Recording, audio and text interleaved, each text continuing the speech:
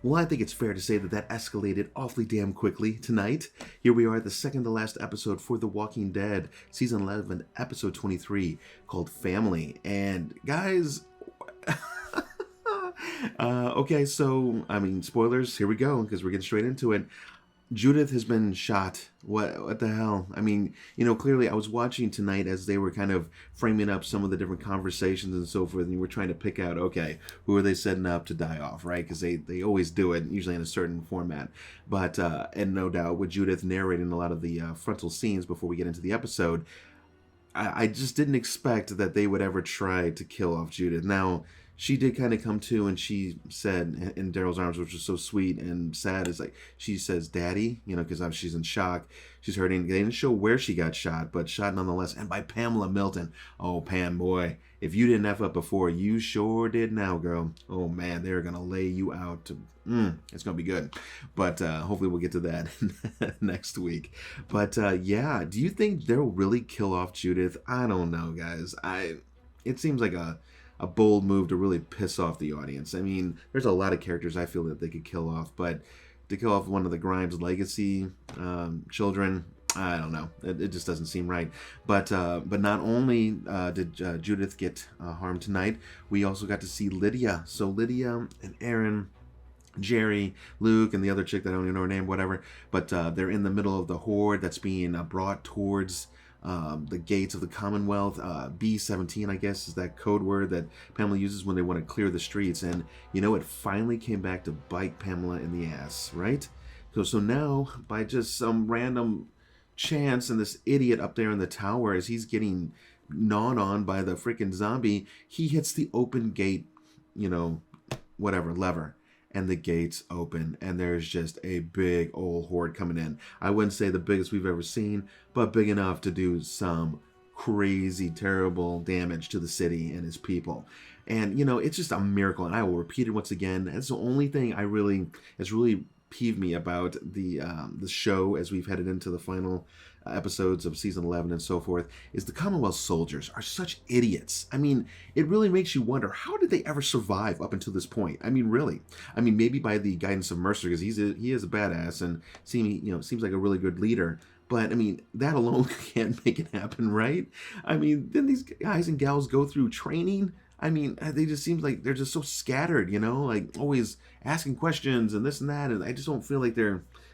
It's like the ones that are really doing the solid work are like the henchmen ones. Like we saw our group, they walked right into that ambush, which it didn't feel right. I'm gonna fair to say that I saw that coming. I knew it just couldn't be that easy. They all started walking in there, and that one guy who ended up going against Pamela earlier in the season, and man, that dude just got ripped, right? But I just knew, I was like, God, this feels like such a trap. And then Daryl sees the locks on the doors, and like, man, you guys just should have went about this a little bit more stealthily, when you finally got in the building. But yeah, straight into an ambush and open fire, probably killed a good, 7 to 10 of the random survivors. Not that bothers us too much, because we didn't have much stake in those lives, but all the same, the group had to retreat, especially after Judith got shot. And I call it's Pamela's off the books henchmen that were pretty much laying down the fire. She even picked up a rifle and started firing down in there. And that woman, she's fierce. I will give her. She's a good actress. I like it. You love to hate her. You really do. But man, she's got to go. And now we find out she's so they had a Mercer arrested, right? By her new second lackey or whatever that's now kind of going to take his spot.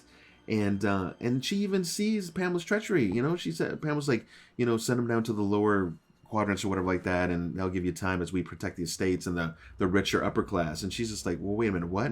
But yet she's still following along. See, so many chances to overthrow the tyranny, and very few people willing to take up the mantle, take up the arms to do what is right. And so we'll have to see where Mercer even went, but yeah, tonight, super crazy. And furthermore, we don't really know the full fate of our crew, because they kind of got locked into that lower quadrant area of the lower income housing. And like every alley pretty much had walkers coming in, and the other ones were, I guess, blocked off by the Commonwealth soldiers. So the last thing we got to see was Daryl just skimming barely by as Negan's holding him off and trying to kill some man way too close, way too close quarters, right? Straight up gonna get bit, and then the alleyway gets cut off by the zombie horde, and we don't see what happens to Negan or any of the others that are stuck in there. So now they're trapped. Of course, with the next scenes, we see that they're in some kind of building. So yeah, they'll get out of it for now, but at what cost and who's gonna get lost? Sorry, I was getting into it so heavily and whatever. I kind of skimmed over Lydia a little bit. So they were walking with the horde, right? So we got to see that as the horde was moving through, they tried to get to that RV, I guess, to get some safety. Aaron, Jerry, and the others. And as they're doing it, the horde, the strength of them is so strong, which makes sense. And it was kind of a cool scene to see that it kept pushing Luke and the other female or whatever like that. And even, Elijah, I think it is, Lydia's boyfriend, starts pushing them like they can't hold on. And Lydia reached out to hold on to him because she loved him so damn much. And you can tell, and she's a great actress. She does a great job showing that Lydia does. And she gets bit. Ooh, get bit solid. I'll tell you, I was squeamish. I mean, I know we've seen it happen before. We've seen legs cut off. We've seen arms cut off, all the fun stuff. But man, seeing it happen to Lydia, the poor little thing, I felt really bad for her, and Jerry takes out that big ass sword, and I was just like, and even when she woke up, all she could think of was her friends. So that was really cool. Really good character development, I think, for her. And Jerry, oh God, Jerry decides he's going to go out there, for Lydia, and I guess for Aaron too, and try and find the friends. Oh guys, I got bad feelings. I think Jerry's going. I'm going to call that one right there. It's just everything that he set up. He's such a great moral compass too, and just what he stands for. And with his family and so forth, it's not going to be good. Poor Jerry, but he's going to go out there. Hey, strong man to the end. I give you props, Jerry. That's awesome.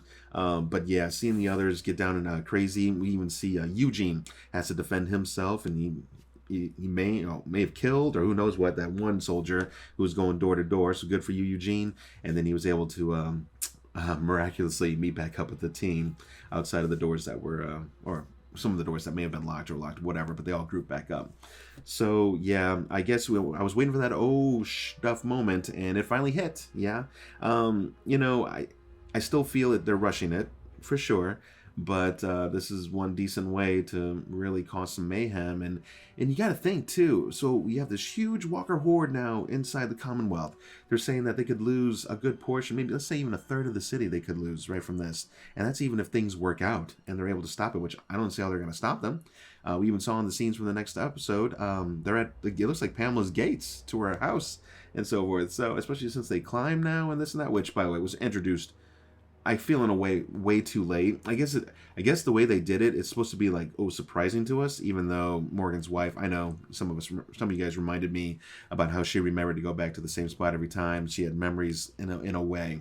But let's face it, they've really never played on this over the other seasons. Not really. Maybe an episode here and there over the years. I mean, I barely remembered it. Maybe some of you have better memories. That's good for you.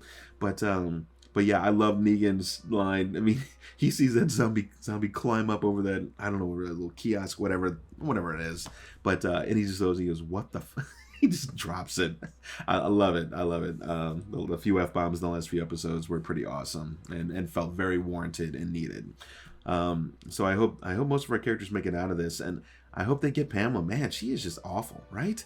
I mean, she put on her charade for so long, and I know none of us are really buying into it, but man, we really see that full-fledged tyranny-faced biatch. Oh, hate her. But crazy episode. So overall tonight, I thought it was pretty exciting. I can't stand, again, the Commonwealth soldiers and their stupidity. That's pretty much what's going to lead to this Commonwealth city's demise. And to face it, that your city could fall, because of the stupid actions of a couple people. Now, yes, he was being eaten and, and flailing his arms and stuff like that. Yeah, stuff happens, and sometimes you can't avoid it. Things just, and I get that. And that maybe that kind of makes sense to why he hit the lever and why the door's open. But man, maybe you should put that lever somewhere a little bit more concealed. There's a thought. Yeah, I don't know, guys. But with one episode left, I mean, do they have enough time to truly wrap this up? I mean, I feel like even if the Horde is in there and they do their damage, and let's say our crew kind of manages to get back together and kind of overthrow Pamela and all her stuff, I mean, don't we need a little bit of time to kind of wrap things up a little bit and so forth? I mean, to see if Judith even recovers, or maybe she does end up dying, or I don't know. It feels like it's gonna be super rushed, and I think it's just an hour-long episode. So, anyways, I'm going about over time here, so I'm done with the rant. Let me know your thoughts in the comments.